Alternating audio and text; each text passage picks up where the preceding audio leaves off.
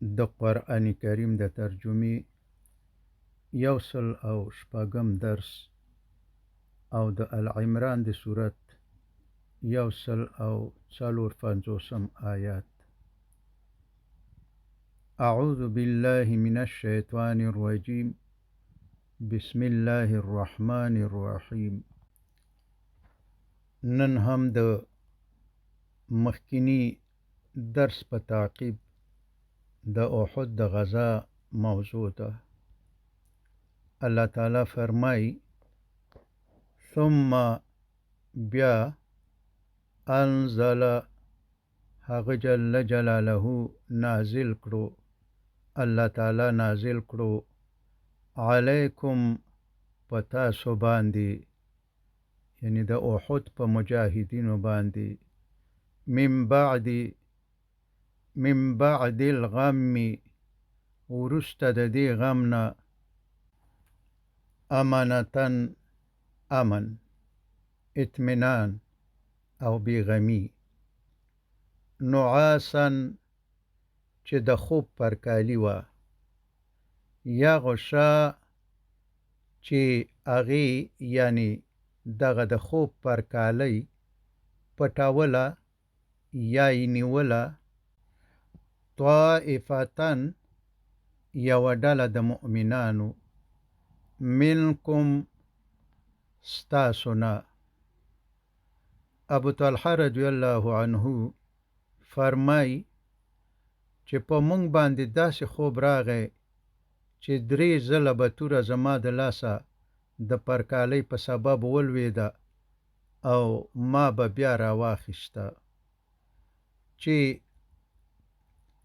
د دې خوب فایده دا شوه چې د مجاهدینو د زړونو نه ویره او د ناامیدۍ اثرات او د بدنونو څخه د ستومانۍ اثرات بالکل ختم شو او تر او تازه او خوشاله شو او د دښمن سره د بیا مقابلې د پاره تیار شو.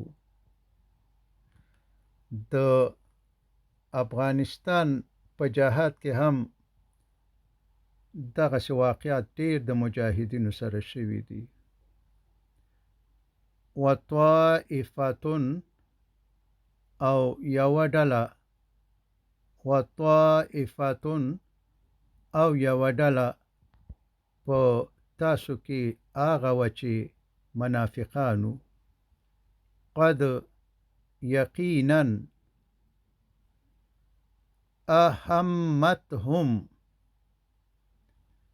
اهمتهم اغوی په فکر کې وو، انفسهم صرف د خپلو ځانونو، نه ورسره د دین غمو او نه ورسره د نبی علیه السلام غمو.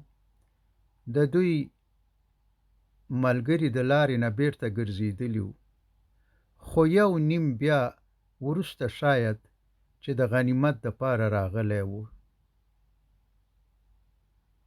یظنون اغوی ګمان کولو، بالله په الله تعالی باندې، غیر الحق نا حقه، ظن الجاهلیت ګمان د جاهلیت، یعنی د الله تعالی په باره کې بې حقیقته د جاهلانو په شان ګمان کولو. یقولون دوی به ویلې چې هل لنا آیا زمونږ دپاره هم من الامر د اختیار، یعنی په یو کار کې د مشورې ورکولو، من شیء څه حصه یا حق شته دی او که نشته دی، او که ټول اختیار صرف د محمد صلی الله علیه وسلم دی. ځکه چې منافقانو د مدینې منورې په داخل کې د جنگ مشوره ورکړې وه.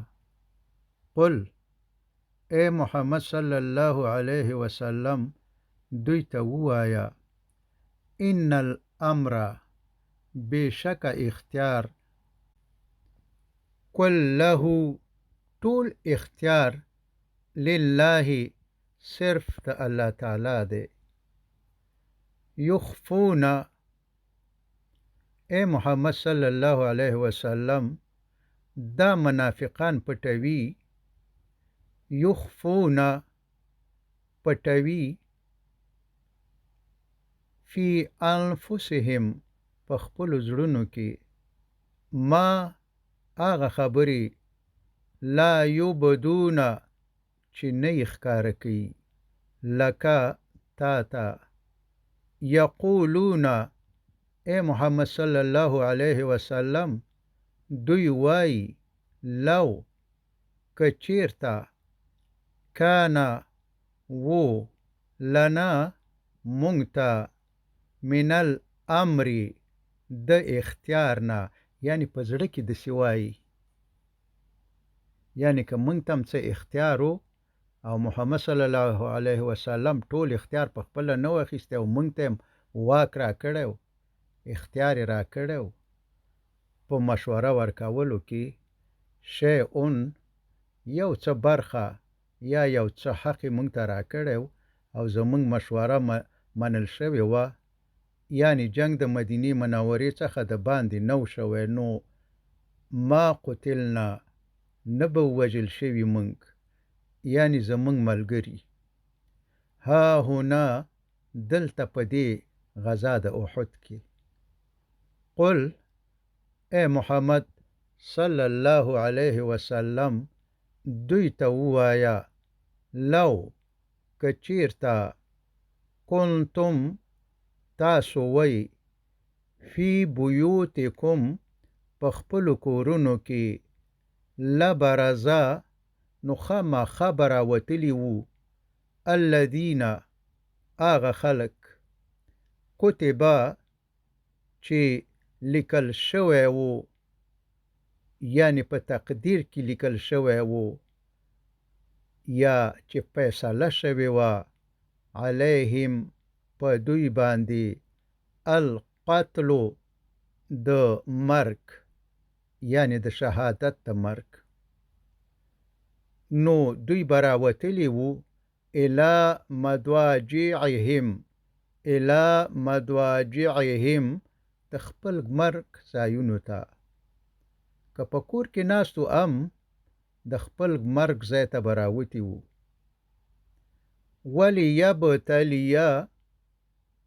ولیبتلیا او دغه معامله چې الله تعالی په احد کې وکړه د دې دپاره چې امتحان کی الله تعالی ما هغه څه فی صدورکم چې ستاسو په سینو یعنی زړونو کې دي، ولیمحص او د دې دپاره چې هغه جل جلاله ښکاره کی ما هغه څه فی قلوبکم چې ستاسو په زړونو کې دي. والله او الله تعالی علیم عالم دی بذات الصدور په هغو خبرو چې په سینو کې پرتې دي. وصلی الله تعالی علی خیر خلقه محمد و آله و اصحابه اجمعین.